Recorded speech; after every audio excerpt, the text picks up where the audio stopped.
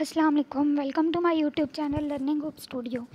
जो हमने topic start किया हुआ था वो प्राइमरी एंड सेकेंडरी डेवलपमेंट था, जिसका पार्ट 1 हमने प्राइमरी ग्रोथ डिस्कस कर लिया। उसका लिंक आपको डिस्क्रिप्शन में मिल जाएगा। तो आज हम स्टडी करेंगे सेकेंडरी ग्रोथ। तो सबसे पहले इसके कुछ पॉइंट्स देख लेते हैं। जैसे हमने पहले पढ़ा था कि सेकेंडरी ग्रोथ जो है वो प्लांट की थिकनेस को इंक्रीज़ करती है, प्लांट के डायमीटर को बढ़ाती है। और ये किसकी वजह से होती है? लेटरल या सेकेंडरी मेरिस्टेम की वजह से। दो तरह की हमारे पास लेटरल या सेकेंडरी मेरिस्टेम्स होती हैं, vascular cambium and cork cambium. अब जब प्लांट की जो प्राइमरी ग्रोथ है वो ख़त्म हो जाती है, मींस प्लांट के जो प्राइमरी टिश्यूज़ हैं वो डेवलप हो जाते हैं, फुली डिफ्रेंशिएट हो जाते हैं, उसके बाद सेकेंडरी मेरिस्टेम बनती है और सेकेंडरी मेरिस्टेम की एक्टिविटी की वजह से सेकेंडरी ग्रोथ होती है। तो दो तरह की जो सेकेंडरी मेरिस्टेम्स हैं, एक वेस्कुलर कैम्बियम की वजह से वुड बनती है और ये रूट और स्टेम के डायमीटर को इंक्रीज़ कर देती है, जबकि जो कॉर कैम्बियम है इसकी वजह से बार्क फॉर्मेशन होती है। अब इस डायग्राम में भी हम देख सकते हैं कि पहले कॉर कैम्बियम जो आउटर लेयर पे प्रेजेंट है वो बार्क बना रहा है और वेस्कुलर कैम्बियम जो है वो डिफरेंट टाइप्स की वुड जनरेट करवा रहा है। उसके बाद सेकेंडरी ग्रोथ इन रूट्स देख लेते हैं पहले, और लास्ट पे हम सेकेंडरी ग्रोथ इन शूट को स्टडी करेंगे। तो जो रूट्स होते हैं पेरिनियल प्लांट्स वो होते हैं जिनकी एज 2 साल से ज़्यादा होती है और उनमें वुड बनती है। तो वहाँ पर उनके रूट्स में सेकेंडरी टिश्यूज़ जो हैं वो ज़्यादा प्रेजेंट होते हैं, ये ज़्यादा वॉल्यूम ऑक्यूपाई किए हुए होते हैं। जो फीडर रूट्स होते हैं यानी जो सरफेस रूट्स होते हैं वहाँ पर प्राइमरी टिश्यूज़ भी बनते जा रहे होते हैं, लेकिन जो एज अ सपोर्टिंग स्ट्रक्चर काम करते हैं वो सेकेंडरी टिश्यूज़ ही होते हैं। इसके अलावा जो सेकेंडरी ग्रोथ है ये सिर्फ डाइकॉट्स के अंदर होती है, मोनोकॉट्स में नहीं होती। सो इसको हम स्टेप बाय स्टेप देख लेते हैं सेकेंडरी ग्रोथ इन रूट को। So early secondary tissue development, first of all इसमें कुछ पॉइंट्स हैं, पहले वो देखते हैं कि जो रूट जो है वो ब्रांचिंग रूट्स प्रोड्यूस करते हैं या फिर लेटरल रूट्स बनाते हैं, और साथ ही साथ उनके अंदर जो सेकेंडरी टिश्यूज़ बन रहे होते हैं इनकी वजह से जो प्राइमरी टिश्यूज़ हैं वो उनकी ब्रेक डाउन हो जाती है, वो सब के सब ख़त्म हो जाते हैं। यानी जैसे जैसे सेकेंडरी ग्रोथ प्रोसीड करती है वैसे वैसे ही प्राइमरी टिश्यूज़ जो हैं वो डिस्कार्ड होते जाते हैं। और इसके अलावा जैसे जैसे लेटरल रूट्स बनते हैं, जैसे हमने कल भी देखा था प्राइमरी ग्रोथ में कि जो पेरीसाइकिल से जब लेटरल रूट्स ओरिजिनेट करते हैं और बाहर की तरफ ट्रैवल करते हैं सॉइल की तरफ, तो रास्ते में जितने भी primary tissues for example cortex और एपिडर्मिस वगैरह आते हैं उन सब को ये डिस्ट्रॉय करते जाते हैं। सो इस तरह से जो सेकेंडरी टिश्यू और लेटरल रूट्स की फॉर्मेशन होती है, जैसे जैसे ये प्रोसीड होती है तो प्राइमरी टिश्यूज़ जो हैं इनकी वजह से ख़त्म होते जाते हैं। अब जो सेकेंडरी ग्रोथ है ये स्टार्ट कहाँ पे होती है? ये रूट का जो जोन ऑफ मैचुरेशन होता है वहाँ से स्टार्ट होती है। कल हमने डिफरेंट जोन्स पढ़े थे, तो वहाँ पर जो जोन ऑफ मैचुरेशन था रूट का, वहाँ से जो सेकेंडरी ग्रोथ है वो स्टार्ट होती है। और जो प्रोकैम्बियम इनिशियल्स होते हैं वो डिवाइड होते हैं और वेस्कुलर कैम्बियम बनाते हैं। प्रोकैम्बियम इनिशियल्स और पेरीसाइकिल के सेल्स जो हैं वो भी साथ साथ डिवाइड हो रहे होते हैं और एज अ रिज़ल्ट एक सिलेंडर बनता है जिसको हम वेस्कुलर कैम्बियम कहते हैं। अब ये जो सिलेंडर होता है ये प्राइमरी जाइलम और प्राइमरी फ्लोएम को आपस में अलग कर देता है। यानी पहले क्या होगा कि वेस्कुलर सिलेंडर बनने से पहले प्राइमरी जाइलम प्रेजेंट होगा और उसको प्राइमरी फ्लोएम ने सराउंड किया होगा, जबकि जब वेस्कुलर कैम्बियम बन जाएगा तो ये सिलेंडर की फॉर्म में प्राइमरी जाइलम को इनसर्कल कर देगा, उसको सराउंड कर देगा, और फिर क्या होगा कि इनर साइड पे प्राइमरी जाइलम प्रेजेंट होगा वेस्कुलर कैम्बियम की, और वेस्कुलर कैम्बियम की बाहर वाली साइड पे प्राइमरी फ्लोएम प्रेजेंट होगा। इस तरह से प्राइमरी जाइलम और प्राइमरी फ्लोएम जो है वो वेस्कुलर कैम्बियम की फॉर्मेशन की वजह से एक दूसरे से सेपरेट हो जाएंगे। नेक्स्ट स्टेप में क्या होता है कि जो सेकेंडरी टिश्यूज़ होते हैं वो क्रश कर देते हैं प्राइमरी टिश्यूज़ को। अब यहाँ तक हमने फर्स्ट स्टेप में देखा था कि जो वेस्कुलर कैम्बियम है वो बनता है और उन दोनों को डिफरेंशिएट कर देता है, प्राइमरी जाइलम और प्राइमरी फ्लोएम को। अब जब वेस्कुलर कैम्बियम बन जाएगा तो ये अपनी एक्टिविटी शो करेगा, उसके रिज़ल्ट में क्या बनाएगा? Secondary xylem and secondary phloem. अब हम अगर इस डायग्राम के थ्रू ही देखें कि इनर साइड पे हमारे पास पहले प्राइमरी जाइलम प्रेजेंट था और बाहर वाली साइड पे प्राइमरी फ्लोएम प्रेजेंट था। तो अब जो वेस्कुलर कैम्बियम है ये भी इसी तरह से जब सेकेंडरी टिश्यूज़ बनाएगा तो सेकेंडरी जाइलम जो है उसको अंदर वाली साइड पे प्रोड्यूस करवाएगा और जो सेकेंडरी फ्लोएम है उसको बाहर वाली साइड पे। तो इस तरह से एक सीक्वेंस बन जाएगी कि फिर सबसे पहले क्या होगा, प्राइमरी जाइलम प्रेजेंट होगा और उसको सेकेंडरी जाइलम ने सराउंड किया होगा। उसके बाहर फिर वेस्कुलर कैम्बियम होगा और वेस्कुलर कैम्बियम के बाहर सेकेंडरी फ्लोएम और सेकेंडरी फ्लोएम को फिर जो है प्राइमरी फ्लोएम ने सराउंड किया होगा। यानी सबसे आउटर मोस्ट जो लेयर होगी वो प्राइमरी फ्लोएम की होगी। जब प्राइमरी फ्लोएम की लेयर सबसे बाहर वाली होगी तो वो रेजिस्टेंट एंडोडर्मिस को पुश करेगी।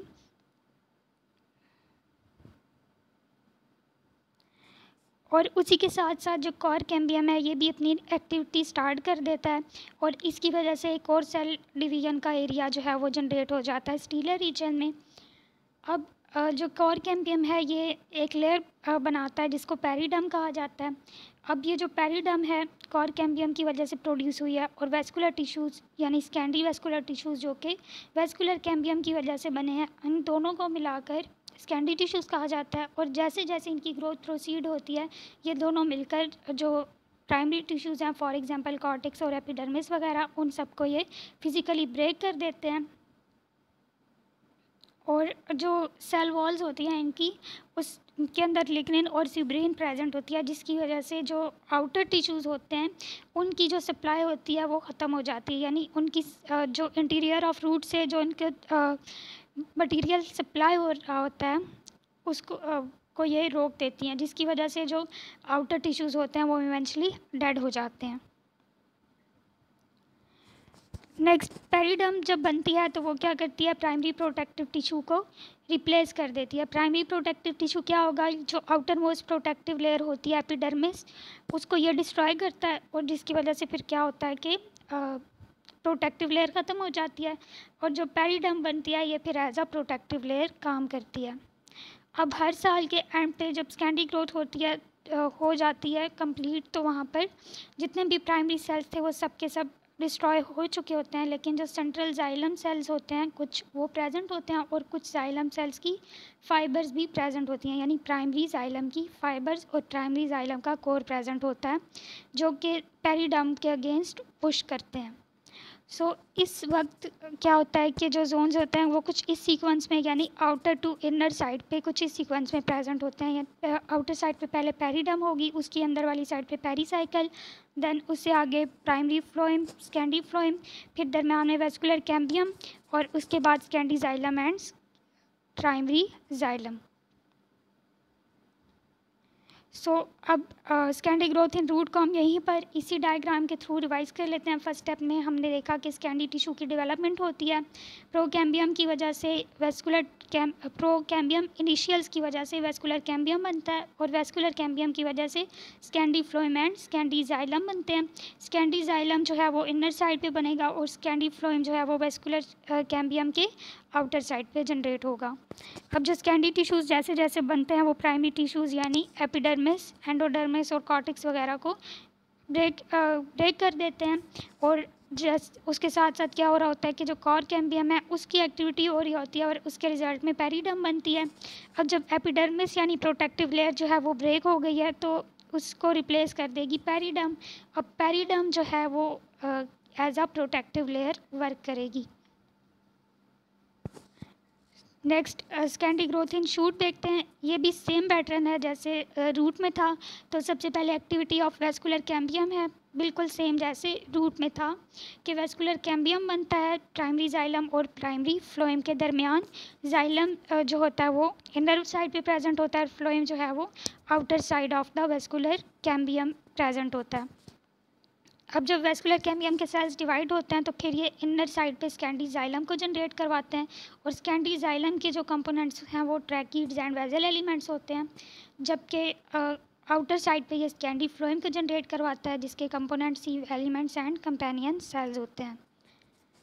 अब जो सेकेंडरी जाइलम है इसके सेल्स में लिग्नन प्रेजेंट होती है। लिग्नन जो है ये एक प्राइमरी कंपोनेंट होता है वुड का और ये क्या करता है, स्ट्रेंथ प्रोवाइड करता है। अब जो सेकेंडरी जाइलम है क्योंकि इसमें लिग्नन प्रेजेंट है, ये और पिथ जो है ये दोनों मिलकर वुड बना देंगे। तो यहाँ तक वेस्कुलर कैम्बियम का जो फंक्शन था वो ख़त्म हो गया, यानी वुड जो है वो बन चुकी है। नेक्स्ट, अब कोर कैम्बियम की एक्टिविटी को देख लेते हैं कि जो कोर कैम्बियम है ये क्या होती है, आउटर मोस्ट लैटरल मेरिस्टेम होती है। और इसकी वजह से दो तरह की लेयर्स बनती हैं। और सबसे पहले ये कॉर्क सेल्स प्रोड्यूस करवाता है। कॉर्क सेल्स जो ये बनाता है उसके अंदर एक वैक्सी सब्सटेंस होता है, यानी उन सेल्स के अंदर एक वैक्सी सब्सटेंस होता है जिसकी वजह से जो वाटर है वहाँ तक नहीं आ पाता, ये वाटर को रिपेल करते हैं। और इसका मेन फंक्शन था कि ये बार्क फॉर्मेशन करवाता है। तो जो फ्लोएम है और कॉर्क सेल्स जो कि कॉर्क कैम्बियम की वजह से बन रहे हैं, ये दोनों मिलकर बार्क बना देंगे। बार्क जो है as a protective layer work करेगी और प्लांट को फिज़िकल डैमेज और वाटर लॉस से बचाएगी। एक और लेयर ये प्रोड्यूस करवाता है जिसको हम फेलोडर्म कहते हैं, यानी कॉर्क कैम्बियम जो है वो कॉर्क सेल्स के अलावा एक और सेल्स की लेयर जनरेट करवाता है जिसको फेलोडर्म कहते हैं। और ये जो फेलोडर्म है ये कॉर्क कैम्बियम से इनर साइड पे ग्रो करेगी, जबकि जो कॉर्क सेल्स की लेयर थी वो कॉर्क कैम्बियम की आउटर साइड पे ग्रो कर रही थी।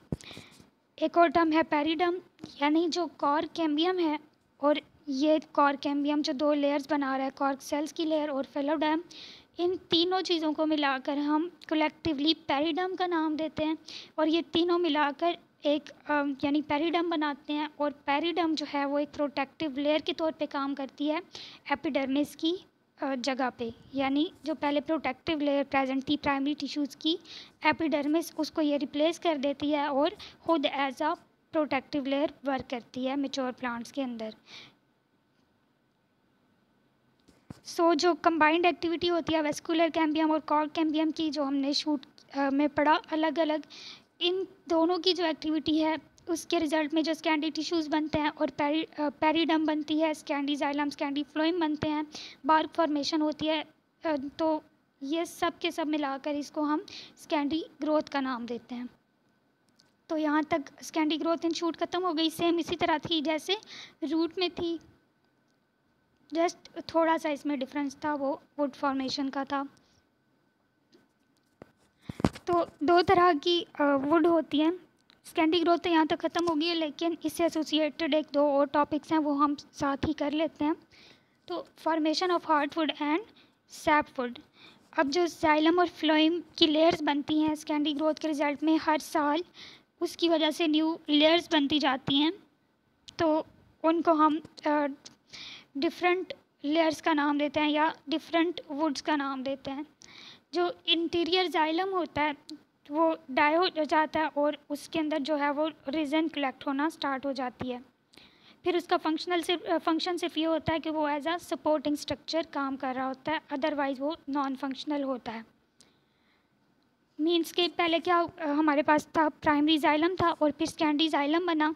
अब जो पहले से लेयर्स प्रेजेंट थी, जब न्यू ईयर में दोबारा न्यू लेयर्स बनेंगी तो जो पहले वाली लेयर्स थी वो नॉन फंक्शनल हो जाएंगी। तो जो पहले वाली लेयर हैं वो इनर साइड पे होंगी और जो न्यू लेयर हैं वो आउटर साइड पे होंगी। तो जो इंटीरियर नॉन फंक्शनल यानी ओल्डर जाइलम की लेयर्स हैं उनको हम हार्डवुड कहते हैं, और जो न्यूअर फंक्शनल जाइलम की लेयर्स हैं उनको हम सैपवुड का नाम देते हैं। अब जाइलम में क्या होता है कि जो लेयर्स हैं वो डेड हो जाती हैं लेकिन डिस्ट्रॉय नहीं होती, यानी डेड होती हैं, उनके अंदर रीजन आके कलेक्ट होता है और वो एज अ सपोर्टिंग स्ट्रक्चर काम करती हैं, लेकिन उनकी ब्रेक डाउन नहीं होती। जबकि जो फ्लोएम है, फ्लोएम क्योंकि वेस्कुलर कैम्बियम की आउटर साइड पे जनरेट हो रहा था और जो ओल्डर लेयर्स होंगी फ्लोएम की वो और ज़्यादा ऊपर की तरफ जाती रहेंगी, जो ओल्डर लेयर्स होंगी वो एक्सटीरियर की साइड पे प्रेजेंट होंगी ना, तो फिर क्या होगा कि जो इनर लेयर्स हैं वो न्यू होंगी और जो आउटर लेयर्स हैं वो ओल्डर होंगी। तो जो ओल्डर फ्लोएम की लेयर होती हैं वो कॉर्क कैम्बियम के अगेंस्ट क्रश्ड हो जाती हैं, यानी रेजिस्ट करती हैं, फोर्स लगाती हैं, तो उसके रिज़ल्ट में ये क्रश हो जाती हैं और इनकी ब्रेक डाउन हो जाती है। जब इनकी ब्रेक डाउन हो जाती है तो मैच्योर ट्री के अंदर हमें ये देखने को मिलता है कि जो अंदर वाली ओल्डर लेयर्स हैं नॉन फंक्शनल जाइलम की, वो ज़्यादा अमाउंट में प्रेजेंट है, जबकि जो ओल्डर फ्लोएम है उसकी लेयर्स जो हैं वो बहुत ही कम है, क्योंकि जो फ्लोएम है हमने पढ़ा कि उसकी जो सेल्स हैं वो या लेयर्स जो हैं वो उनकी ब्रेक डाउन हो जाती है, जबकि जो जाइलम की लेयर्स थी नॉन फंक्शनल वो डेड तो हो जाती हैं लेकिन उनकी ब्रेक डाउन नहीं होती, वो एज अ सपोर्टिंग स्ट्रक्चर काम कर रही होती हैं। सो इसलिए जो जाइलम की ओल्डर लेयर्स होती हैं नॉन फंक्शनल वो ज़्यादा अमाउंट में प्रेजेंट होती हैं, जबकि जो फ्लोएम की लेयर्स होती हैं ओल्डर वो कम अमाउंट में मिलती हैं। सो यहाँ पे अब हम देख सकते हैं कि पहले कॉर्क प्रेजेंट है, कॉर्क कैम्बियम प्रेजेंट है, ये कॉर्क सेल्स को जनरेट करेगा और कॉर्क सेल्स जो है वो स्कैंडी फ्लोएम के साथ मिलकर बार्क बना देंगे। फिर वेस्कुलर कैम्बियम है, वेस्कुलर कैम्बियम की वजह से स्कैंडी जाइलम बन रहा है, जो पहले यानी आउटर साइड पे है वो रीसेंट स्कैंडी जाइलम है, इसको हम सैपुट कहेंगे। और जो ओल्डर साइड पे प्रेजेंट ओल्डर स्कैंडी जाइलम है वो इनर साइड पे प्रेजेंट है, वो नॉन फंक्शनल है। इसके अलावा प्राइमरी जाइलम भी था जो कि नॉन फंक्शनल हो गया था। ये दोनों मिलकर हार्डवुड बना देंगे।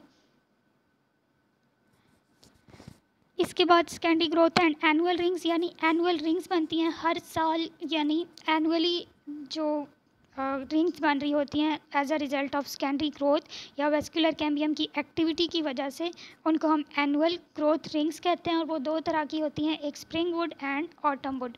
जो स्प्रिंग वुड होती है उसको हम अर्ली वुड का नाम भी देते हैं। अब इसमें क्या होता है कि जो स्कैंडी जाइलम के सेल्स हैं उनका जो इंटरनल डायमीटर होता है वो लार्ज होता है, जबकि उनकी जो सेल वॉल्स होती हैं वो इतनी ज़्यादा थिक नहीं होती हैं। इसको हम अर्ली या फिर स्प्रिंग वुड का नाम देते हैं। सेकंड वन है ऑटम वुड, जिसको हम लेट वुड का नाम भी देते हैं। ये ऑटम सीजन में जनरेट होती है और इसके रिज़ल्ट में जो स्कैंडी जाइलम बनते हैं उनकी सेल वॉल ज़्यादा थिक होती हैं और जो उनका इंटरनल डायमीटर होता है वो थोड़ा कम होगा। क्योंकि इनकी सेल वॉल ज़्यादा थिक होती हैं तो इसकी वजह से जो ऑटम वुड होती है वो ज़्यादा डेंसर होती है, वो ज़्यादा मजबूत होती है as compare to the spring wood. यहाँ तक आज का टॉपिक ख़त्म हो गया। अगर आपको आज की वीडियो अच्छी लगी हो तो लाइक करें। और इसके अलावा एक और चीज़ रह गई है कि जो लास्ट पे ये डायग्राम हमें नज़र आ रही है, इसमें हमें डिफरेंट रिंग्स नज़र आ रही हैं। इन्हीं रिंग्स को हम एनुअल रिंग्स कहते हैं या एनुअल ग्रोथ रिंग्स कहते हैं। और इनकी वजह से हम प्लांट की जो एज है उसको डिटेक्ट कर सकते हैं, क्योंकि हर साल एक न्यू रिंग फॉर्म हो रही होती है, तो उसकी बेसिस पे हम प्लांट की एज को एस्टिमेट कर सकते हैं। इससे रिलेटेड अगर कोई क्वेश्चन हो तो आप पूछ सकते हैं। इसके अलावा कोई आपको अगर टॉपिक समझना हो तो आप कमेंट सेक्शन में बता सकते हैं। और चैनल को सब्सक्राइब करें, वीडियो को लाइक करें, शेयर करें। थैंक्स।